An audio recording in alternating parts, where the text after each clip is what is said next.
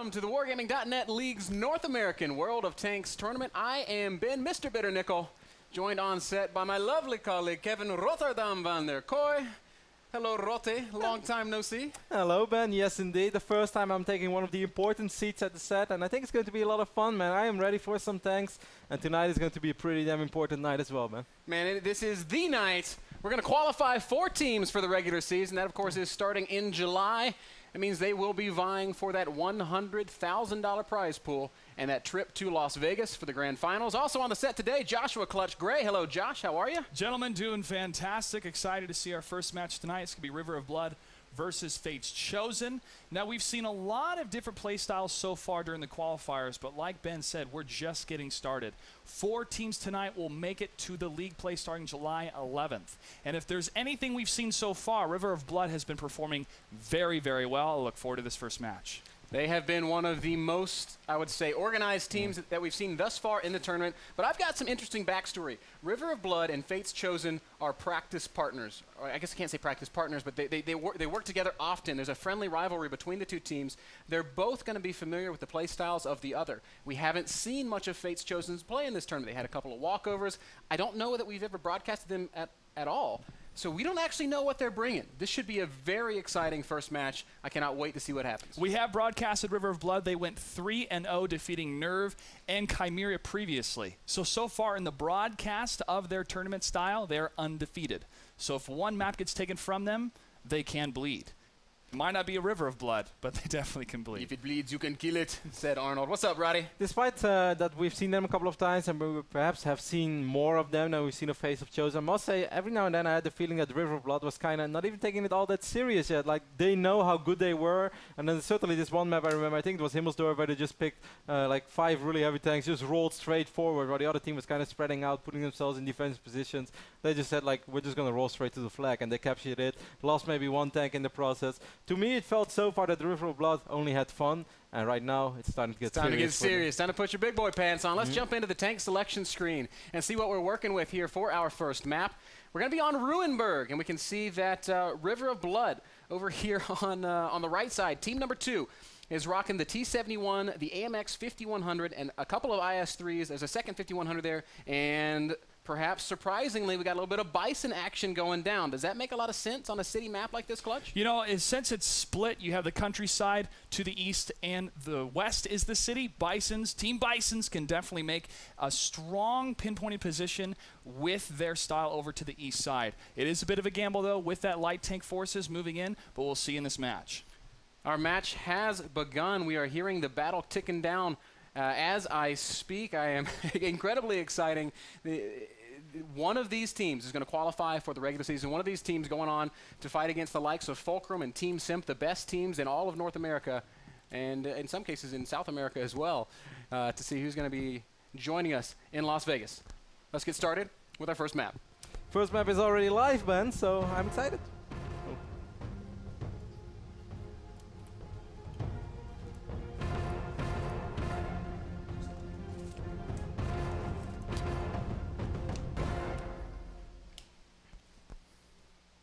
Here we go. Ruinberg is the map, and we are looking on right now with Fate's Chosen, the red team. They've spawned in the northern position, making their way towards the center of the map. Clutch, why is this an important position to hold if you want to win on Ruinberg? You know, especially with so many heavy tanks heading to the east side, holding that position down allows you to flank over to the west. However, down to the southeast, it looks like the blue team will be pushing towards that village area.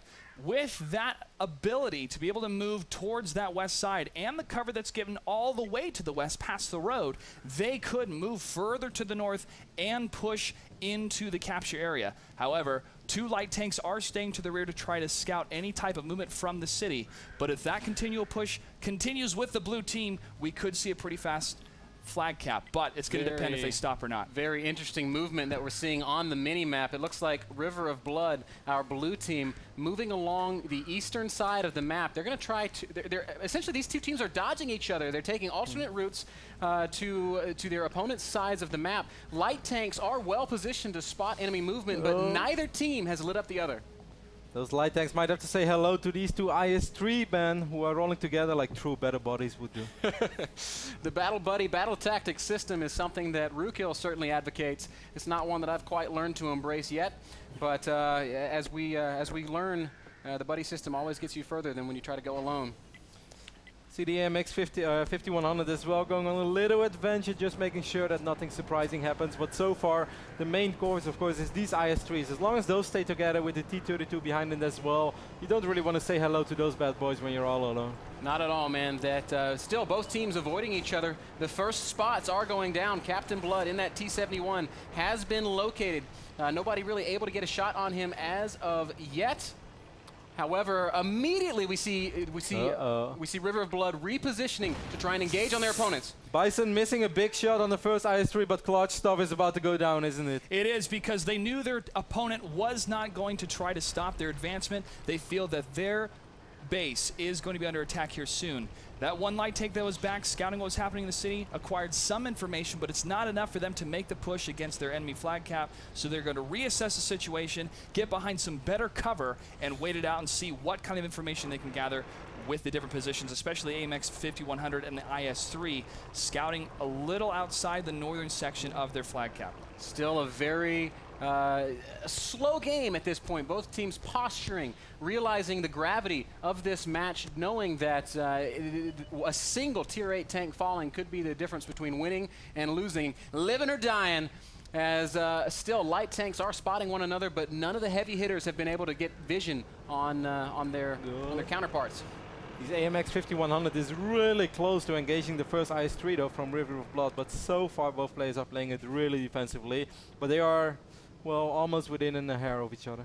I'm a little bit surprised at how spread out Fate's Chosen has allowed their heavy tanks to be. There's 3 heavy tanks back at home, leaving 2 heavies very exposed up in the front. Clutch, do you think that it would make sense for River to push on these exposed heavies? Well, the 2 that are in the center at this section right here, they could move down to the south and cover this area to get a good flank on the blue team. However, it does leave them open if the blue team decides to move into this quadrant next to the TIE fighter area, which we call this position right here. And they could move back over on this side, since there's no artillery on the red team, to try to push more against their flag. But these 3 heavy tanks on this side are able to go back and forth to cover that entire city area and be able to see if there's any kind of push. There's not. The blue team is waiting and waiting and waiting. They're waiting to see what red's going to do. It's kind of a standstill between both the teams right now. And those 3 heavies from the back are on the move, just like you were describing, Clutch. Giving up that defensive position could mean that the River of Blood T1s could move on that flag as soon as they realize what's happening. All the heavies of Fate's Chosen have kind of come together here in the center of the map. That's a lot of firepower spoken for, a lot of hit points spoken for, Roddy, and in a very dangerous position here for River of Blood to try and engage. But it's still so scary to move out to the city. You don't want to take those first hits. Neither team has really done some damage. The artillery has tried to hit either of the tanks, but so far have missed, even though a couple of times they were really close. Where is that Bison hanging out anyway? He is way back in the what is that, southeastern corner of the map, just waiting for an opportunity to fire on his opponents. But it's hard to get shots off into the city. Seems like one of the Tier 1 tanks, though, slowly but steady engaging on the red flag, might put a little bit of pressure on Fate's Chosen. That would certainly force some sort of movement from Fate's Chosen. I think that's something that we need to see one of these teams doing. Very, very careful play from either side. Fate's Chosen still not willing to commit to any kind of aggressive positioning, sitting back on their half of the map, waiting for an opportunity to engage on perhaps overeager attackers. It's just like you said, Ben, with this artillery position right here, it cannot get a shot whatsoever. Every single one of these buildings will block his shot. He cannot land anything unless the blue team tries to force them out with that flag cap. Because of the arc of the Bison, they may be able to get a couple shots against those heavies. But for right now, the Bison is in a great position to also have a bit of a defensive side flank against any type of push from the red team against the blue flag cap. River of Blood continuing to aggressively push towards Fate's Chosen's flag. And I think we are probably going to see some fireworks here momentarily as that first T1 is closing in on that flag position. And will they sound the alarm? Will that cap be initiated? 3 minutes and 40 seconds left on the clock, Ben. Both teams are actually very well spread out right now. A couple of heavies on the south side, but still, Fate's Chosen still relatively defensively. Yep, neither team willing to make anything happen just yet, and for good reason. Losing a single Tier 8 means giving up that 8-point advantage, and it would mean a win in the event of the timer running down. We do see the first River of Blood tank making its way into the flag. He's still not started the cap timer though.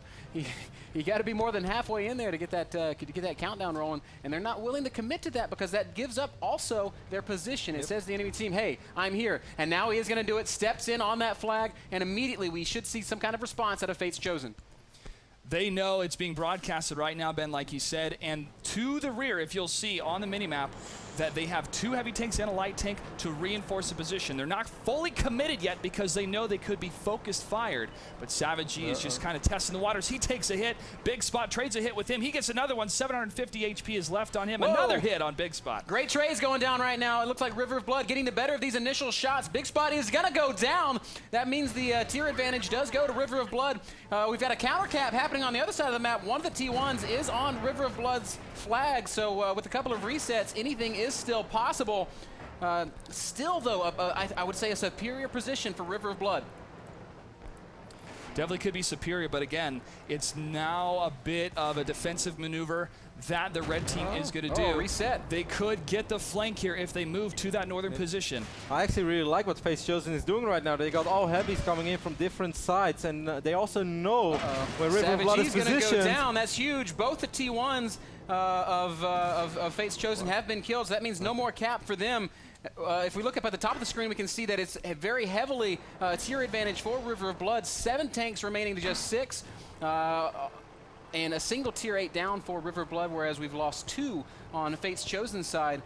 If this game draws out, this will be a win for River of Blood. Yeah, these 2 red forces here, these 2 heavy tanks are going to try to move in not as fast as possible. They still have a minute, 30 seconds left, 26 seconds now, but now one's going to move in to try to get the kill as this red heavy tank is going to move in to try to get the flank. Whoa, Doe taking some big damage. Oh my goodness, down to just 70 hit points. D. Hansen also very nearly dead. It looks like River of Blood is wrapping this one up. Another big shot goes down. Excellent play out of River of Blood. Very slow in the early portions of the game as both teams were posturing and positioning, but at this point the writing is on the wall. We are going to have a River of Blood victory here unless Commander J can make something miraculous happen. I don't know, Ben. It's going to be a little rough.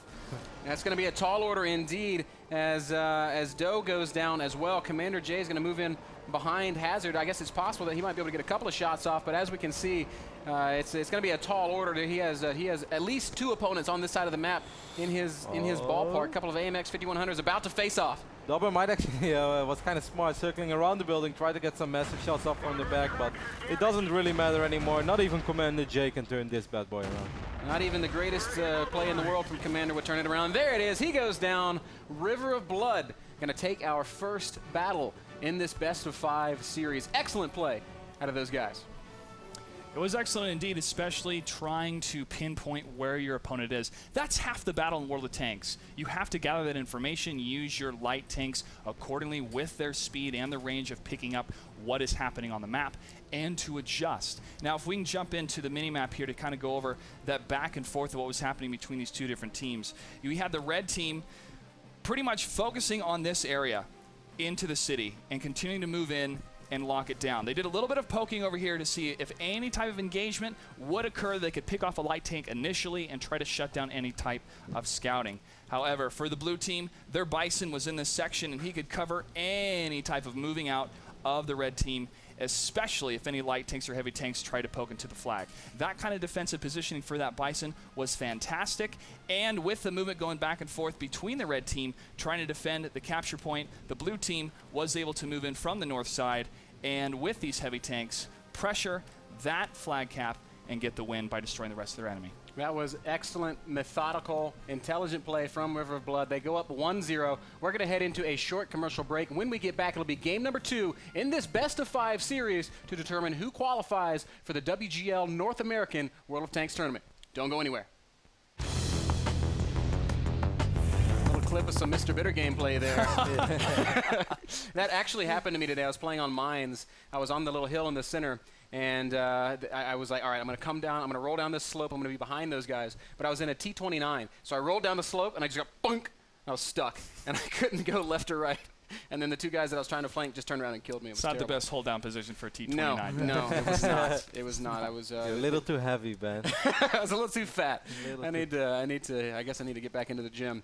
I must Next, say, go ahead, Kev. I must say, of course, like I'm still learning a lot about the game, and I think it's really fun. But what I saw in the last game, I think was really cool. Like we kind of wondering, like, why is he not capturing yet? But he was buying so much time for his allies to actually get that good position in the right up side of the map, get that cover from those buildings, and right in the moment when he felt like, okay, my 3 other back boys, because those were all tier 8s, standing there can actually cover me right now. Now I'm gonna pressure, and now it put so much pressure on the opponent's team. And then when he rolled actually in the circle, I thought it was really cool, and I thought it was very well executed as well. Because despite Fate's Chosen sort of still being the defensive team, they were out of position, which is really weird, of course. So really smart movement, I could say. There was one moment when it kind of looked like Fate's Chosen was going to come around and flank and kill and then jump way ahead. But River of Blood was so fanned out across the map that those flanking guys just got completely dissected and locked in that sure win on the first map. Our second map is going to be Steps, and Roddy has something to say about it. Just wondering, which is kind of weird though, because like if you are the team which has 2 scouts against a team that has 1 artillery, so basically 1 scout less, shouldn't Face Chosen have more map vision than he actually had? That's a great point, a great question. I think Clutch should probably fill us in on how that's supposed to work out. Well, I think it's also the Bison is able to lock down so much map positioning because of the fire. I mean, it does cut the map in half because it is a city map and kind of wide open map. It's a hybrid map. But because of its positioning, he's able to call out to his friends, hey, I see something breaking. I see some sort of movement. And having that satellite position does help with that map coverage. You know, that is a really good point.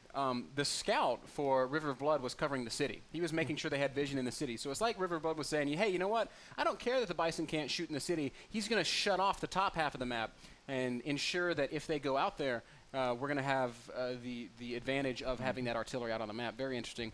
Anyway, Steps is our next map. Josh, why don't you talk to us a little bit about how it's going to play out? All right, this is more of an open type map here, and usually we see the scouting positioning and how they're going to move around the map. I see a lot of scouts when they spawn from the south position take this route using the rocks as cover and trying to move towards the north without getting spotted at all to see any kind of positioning, especially defensive positioning of the opposite team. Now, if they do go artillery, sometimes an artillery placement could be up here. They could be in this section as well, but it depends, of course, if they actually have artillery on the map whatsoever. For the red team, the opposite team, when they use some defensive positioning, I've seen some teams erroneously use the road. You really don't want to use the road unless you're going for a straight-up rush, because there is cover that allows for these different teams to not engage up on these hills, but if they don't have American tanks, they can't use hold down positions, they don't have good gun depression, and they can continue to move to the south and put pressure against the map.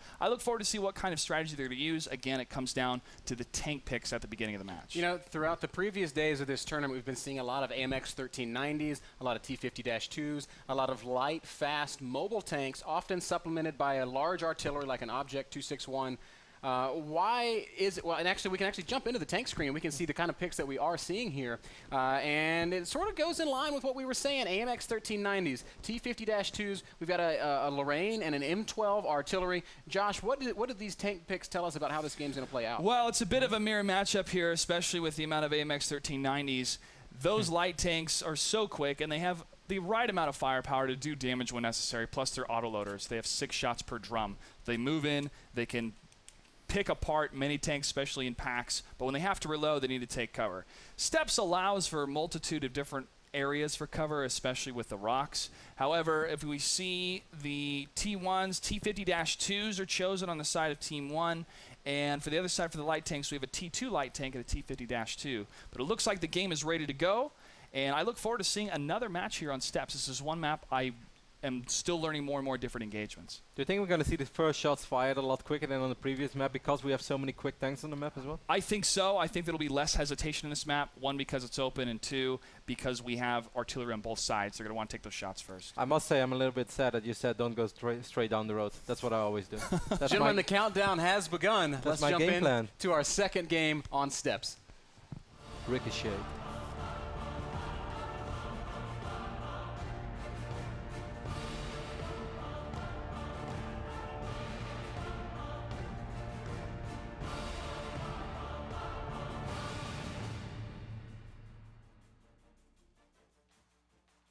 Is what the driver says as we fire up this second battle in this best of 5. And boys, there is so much on the line here. The first to 3 qualifies for the WGLNA. That means a grueling gauntlet of group play that leads to a grand final in Las Vegas, Nevada, where you can fight for your shot at the $50,000 first place prize.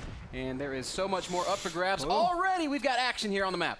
Yeah, T50 of Face Chosen getting a good scout of on Hazard over there from River of Blood. So that's a nice first damage. Or a nice first shot. Not the end of the world, but hey, it's good. That's right. Hazard of River of Blood doing a good job scouting Commander J. Commander J is just going for it right now. He feels like he's got the hit point advantage and the firepower advantage, and Hazard wants nothing to do with it. He's running. J has missed twice, though. 2 out of 6 shots down. He tracks him on the 3rd shot, though. It looks like Hazard's in a lot of trouble here. Commander J is taking a lot of shots, though, from on the other side as well. He's so far in enemy territory, but he does get the kill. And he gets out of there. Oh, wow. Artillery shot goes down, and he is tracked. Immediately popping that repair kit and hitting the road again. Wants to get out of there before he takes any more damage. A little black rain cloud rolling up in that T50-2 to aid his teammate in some scouting here. Might actually be able to pick off that scout immediately. Clutch, what are we seeing? Well, we're seeing a lot of back and forths over on the east side. There was a big push by the blue team, but they decided to fall back because the red team was doing the exact same thing on the other side. And now the blue team is forcing their flank back to counter any type of light tank movement against the flag cap. And even their artillery is not able to really spot a whole lot yet. But once these blue tanks are move across the road, he's be able to get some better shots. Captain Blood and Doppler on the move now. Got a battle buddy hit squad rolling out, but they're going to run into some intense resistance here as Fate's Chosen is there waiting. Fates has taken out 2 of the important scouts of River of Blood, but River of Blood still having a lot of firepower left on the map. All the AMXs are saying hello to each other right now in the middle of the map, but if Captain Blood falls as well, then it's going to get really dicey for River of Blood. Wow, we're seeing a hell of a fight right now. Captain Blood taking some heavy damage, but dealing some heavy damage as well. Savage E is here. Doppler coming around the corner. If they can clean up these 2 members of Face Chosen, there's going to be a big lead for River of Blood. Massive shots there by Savage, man. That's backing up your battle body, Ben. Commander J might be able to get out of there, but he lost his battle body. While River of Blood is striking back big time over here on steps. Commander J running away with a single tear. Knowing that he failed his friends, they have died in the heat of battle. Meanwhile, we have Big Spot engaging perhaps on Caps. He does get him as well, so River of Blood picking up a couple of really nice kills over here, Clutch. Yeah. Arg himself in the T50-2 trying to turn circles around the T2 light and the other T50-2. He's at 400 HP right now, but he's got Captain Blood and Dropper just a little bit too far away to help him in the engagement. Arg, what are you doing? It's 1v2 right now, and can he possibly pull it down? That's a T2 light tank. Not going to add much firepower to that fight. If Arg can take down Farmer Andy, it's going to be another decisive lead for River of Blood, but no, it looks like he is going to go ahead and disengage. Seems like Big Spot is looking for some more action, though. He is engaging once more with his AMX, and he should be able to pick up that T52. Oh, there's a lot of action happening right now on Roddy's screen. He's trying to close in on that tank of Arg. Oh, Arg does get the final shot off. Now this T50-2 is going to run for the hills. This wants nothing to do with that AMX 1390 of Big Spot. Man, that's some sick juking so far. Go ahead, Clutch. I was going to say it was until he got the shot there, Roddy. A little bit of a jinx, but very impressive playing that T50-2. Notice that he never stopped moving. That's how you play that tank. Dopper and Savage E, the last 2 alive for River of Blood. They've got a tall order ahead of them as they've got that artillery of D. Hansen. Oh, taking out Doe. Big Spot and Commander J still both alive. Commander J just one shot from death. He's so low on HP, and Savage can kind of smell him, though. Oh, but he's not going to engage just yet. Oh, Big Spot in a precarious position. Takes a big shot. Savage E's going for Big Spot. Has the hit point advantage. If he can hit those shots, he's going to be able to take him out, but it all comes down to whether or not he's going to hit or miss. Oh, both guys are so low on HP for Fate's Chosen. Savage is still looking quite healthy. Both shots missing. Doppler is there as well, though. And, the track, and Big Spot is probably going to go down here. He does indeed. Big plays from Savage E and Dopper. Commander J, virtually the last man standing as D. Hansen, the arty, hiding behind the tracks. I suppose he could possibly land some that one big shot. Oh, that's huge. Come on, D. Hansen, one time, baby. Dopper is going to take a lot of damage, but he does not go down. Hansen is shooting trees in the background. I don't know what that's all about. Well, the story of this game definitely, Ben, is that there ain't no party like an AMX party, because those guys, they really turn it around, because the start wasn't all that amazing for River of Blood at all. But Savage, man, big plays. Savage got the check mark. Fast and furious. But whoa, wait a second. Yep. The M12, wait a second. that artillery got the shot against Doppler. Now it's Savage versus Hansen. The M12, if he's able to pinpoint the shot, could get this. The AMX 1390 could be in trouble. There is no tier advantage, and D. Hansen is in a position to save this game. Right now, this is a draw situation. Savage E can either back off and take the draw, or he can go for the win. Hansen hates trees, man. But he's so quick, and it actually seems like he's kind of swinging around. Hansen is not aware of this yet, though. He's facing the wrong direction, I believe. Because I think that Savage has made a detour. Oh, you're right. Surprise, says Savage G, rolling up on Hansen. There's no way that Artie's going to turn in time. And River of Blood takes the second map. Big Huge plays from Savage G. Huge plays from Hansen as well. But at the end of the day, ain't no party like an AMX party. Take a look at the damage report, because I'm pretty sure that both Savage and I believe Doppler was his battle body for this map on step. Let's take a look at the team score page there, Kev, because I want to see what that's all about.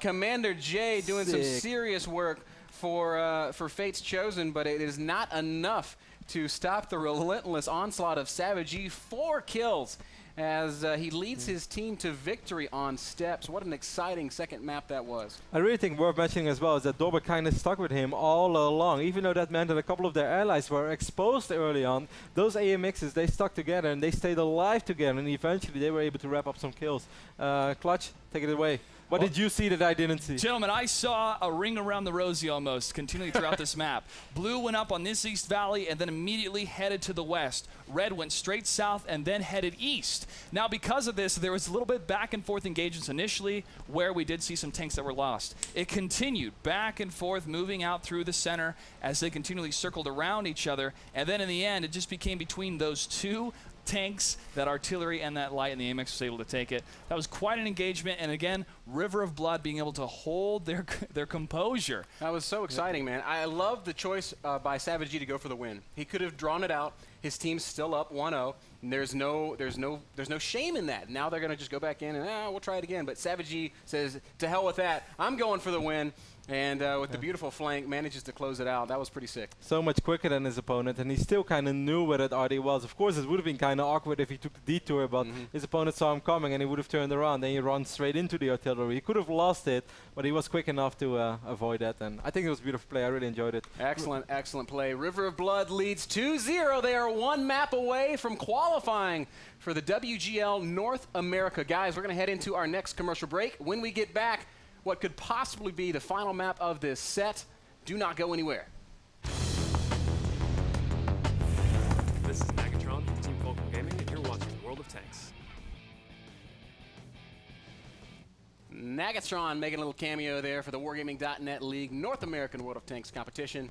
We are in the midst of the qualifiers, gentlemen, but before we jump into our next game, I want to invite everybody to please join us in the discussion on Twitter, twitter.com/WGLNA, on Facebook, facebook.com/WGLNA, and please send your comments to our commentators, Clutch08, twitter.com/Clutch08, twitter.com/Rotterdam08. What is with these 08s, guys? I was first. Yeah. What is, you guys weren't born in 2008. No. I know that. 8 was my father's favorite number, therefore it became my favorite number, and I've used it since. There was already a Clutch and a Clutch 8 taken on Twitter, so I went Clutch08. Logic. You know, Roddy and I have been betting on 8 ever since we've known each other. Like, the first thing we did in Poland was like, hey, do you like to play roulette? Yeah, I like to play roulette. All right, let's go play some roulette. And we both lost hundreds of euros betting on 8. Oh, great. There goes some mysticism. But we won a lot on 8 as well, guys. Always bet on 8. Don't turn the universe against 8. As long as we all believe, eventually it will happen. That's right. It's all about positivity. The more money you stack on 8, the more likely it is 8's going to fall. At least that's what I keep telling myself. Yep. All right, so please send us your tweets. Also, tweet at me, twitter.com/MrBitterTV. Tweet at our cameraman, Dan, the Frodan Show, who is on the set with us. Do we have a camera shot of Dan? Come on, let's get Dan on camera. This handsome cameraman. Oh, that's not Dan. No, there he is. There he is. That's twitter.com/Frodan, or is it I am Frodan? He said Frodan08. You guys didn't hear it because he wasn't holding his microphone. Nah, it's just Frodan. That's all good. Twitter.com/Frodan. Of course, Greetorp and Rootkill are in the back, plugging all the social medias. Send us your tweets. We'll send you that World of Tanks gold. Seriously. Yeah. I'm not kidding. Get some premium tanks. Get some premium tanks. Get some premium XP. Get some gold ammo. Get some camouflage. Do some work. Get some camouflage. Put the Captain America name on your tank. Always go with Betty or alley-oop. Give you extra power. Makes your shot. Gives you a higher chance of penetration. It's true. Oh, that's what they told me at least. My brain does not go where I want it to go. All right, let's check out our game lobby right now. We can see that our next map is what is this next map? It's I don't know how to say it. Prokhorovka. What is our Russian? Prokhorovka. Prokhorovka. Roddy, you do a good Russian. Prokhorovka. Prokhorovka. Da, привет. Я. Cock the law, roll out. Prokhorovka. Hashtag roll out in Russian. Let's do this, guys. It's okay. We play the tanks. We didn't really pay much attention to the tanks. We have a couple of AMX 5100, but we also have a couple of the American tanks making an appearance once more. Ain't that right, Clutch? That's right, man. These AMX 5100s, you know, seeing them built on chosen for Prokhorovka. It's kind of an intriguing choice because you think, why? You want more of the light tanks in the artillery fire for such an open map. Well, it's because they can absorb because of their HP and they dish out a lot of damage. And again, auto loaders. And it's a beautiful map as well.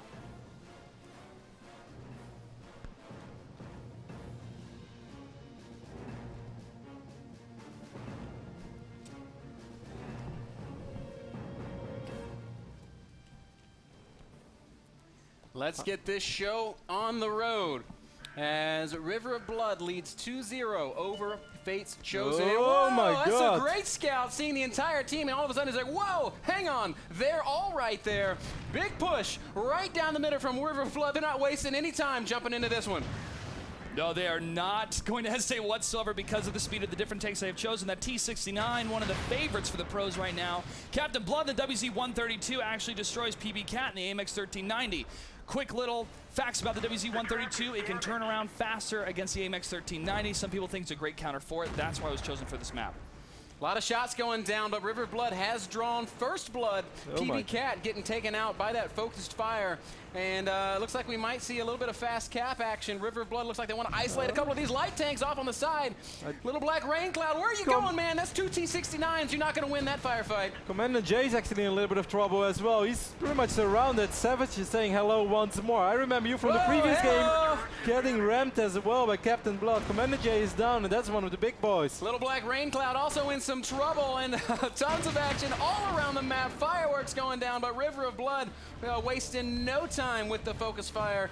They are with a heavy lead already. They've lost their T1s, but who the hell cares? They got all their Tier 8s alive. And the T1s actually picked off the artillery as well. That's a massive pickoff. That is huge, huge plays. D. Hansen not going to have a chance to clutch this one, as River of Blood looks like they are closing in on what could be the first qualifier spot for the Wargaming.net League North American Championship. It's all going to come down to Big Spot. He is still alive in his AMX 3090, but it's going to be so rough. That's pretty much all the firepower they really have. Canada Duck. Wow, that's a funny name. Canada Duck. Canada. The Canuck is going to take out Farmer Andy here. Are the Jukes of Fire really going to happen? T50-2 doing work in the AMX 1390, swings and misses. Big Spot trying to pick off Canada right there, but he's a little stagnated right now. Captain Blood getting big hits off as well. Savage-y. And his tank is on fire. Doe is all that remains. The Tier 2, maybe he can cap, but I don't think so, boys. 20%. The entire team's on the wrong side of the map, though. What is River of Blood going to do? Can they get back in time? I think they get back in time. They have quick tanks. They are going so fast across the field that one tank is not going to be able to stop all 5 of them still left alive. Nobody drove over the supplies. Come on, guys. Doc right now is like, guys, team? They're out of radio range. Dropped communication. Is anybody there? Well, somebody is. It's the WZ-132. His name's Captain Blood. Dopper gets the kill. GG gets played. River of Blood. 3-0s Fate's Chosen. Incredibly well played. What an exceptional performance that was from those guys. Absolutely rocked the entire qualifier. They looked dominant at every phase of this competition and taking out their friendly rivals, their practice mates. Fate's Chosen there in convincing fashion. What a great series that was. Yeah, I couldn't agree more, Ben. This is really fun as well. These are just the qualifiers. We're just starting to get to know these guys, but right now there are already a couple of names on this team that I'm not going to forget for a little while because we've seen some big plays today. Yeah, Savage for one of them. I have to say he's one of the VIPs, or excuse me, the MVPs. He's a he's VIP, a VIP too, don't He's worry. both, and the MVP for tonight. Particularly the tank choices. Once again, guys, as you see, red team went for artillery. The blue team went for the T-69s. Because of the maneuverability and because of the autoloader function, once again, they were able to dish out that amount of damage. Once that artillery was shut down, they had complete map control, and that was the end of Fate's Chosen. Yep. Absolutely excellent performance from Savage. If we jump into the team score tab, we can see right away that he is once again repping his team right at the top. Nearly 1,000 damage dealt, picking up 2 more kills, been consistent all throughout this entire qualifier. Along with the help of his teammates, leading the charge, bringing Rain of Blood into the WGL North America. And you know what? We find out tomorrow what group they're going to be in, as we will be doing the drawing in our special end-of-week qualifier wrap-up show. That's what I just called it. That's the name of it. That's the special end-of-week qualifier wrap-up show, brought to you by thesinkingchair.com. We're going to take a commercial break. When we get back, our next match, and tanks. Don't go anywhere. Welcome back, ladies and gentlemen. As we saw during those last couple engagements, scouting is very, very important, and how to properly use those light tanks, even if they're T1 Cunninghams. So let's go ahead and take a look at basic training when it comes to scouting. Scouting. It can be a thankless job, but we will give you the basic training you need to be an effective and lucrative scout tank. You can earn around 50% credits and experience by just spotting enemy tanks and letting teammates destroy them. This means that your position behind cover, even without taking a shot, is beneficial if you are able to spot enemy positions for your teammates. You can also use fast-moving light and medium tanks to traverse the terrain and spot enemies from afar. Since enemies can't shoot you unless they spot your tank, you will take less damage, meaning less money spent on repairs. Your win-loss ratio can improve as long as your teammates do their job and shoot what you spot. You can serve your team best by making the right decisions at the right time in the battle you are fighting. That's why scouting is an important skill to learn. Use the skills you have learned in basic training, and you have a better chance to be an effective tank in the field.